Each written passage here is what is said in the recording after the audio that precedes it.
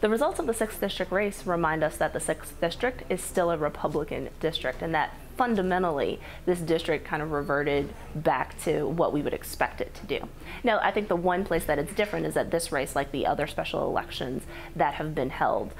throughout the country, is that the margin between the Democrats and the Republicans was narrower. So that reflects the greater engagement amongst Democratic voters, particularly in red-leaning districts. So I would expect that these districts are going to be more competitive potentially going forward if Democrats can maintain the same level of enthusiasm for the next year and a half. But ultimately, at the end of the day, Karen Handel had the advantage in this district because, numerically speaking, there were more Democrats than Republicans in the district. And while John Ossoff did a commendable job locating and finding and mobilizing as many Democratic voters as possible, he could not surmount Karen Handel's advantage because she actually also went out and campaigned amongst her base as well, and there just weren't enough Democrats to be able to overtake her.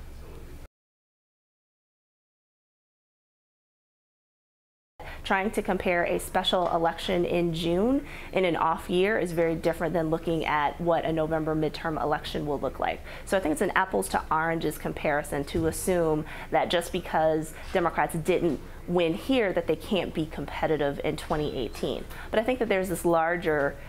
quandary that the Democratic Party has in terms of it's trying to figure out how to reconcile its centrist and its progressive bases. And so I expect that there are going to be some really tough conversations within the Democratic Party, in the next few days and weeks and months about whether or not candidates should try to run to the center or whether they should try to appeal to the left flank and thus generate more excitement about the race. At the end of the day, I'm not quite sure that either tactic would have necessarily been more or less successful.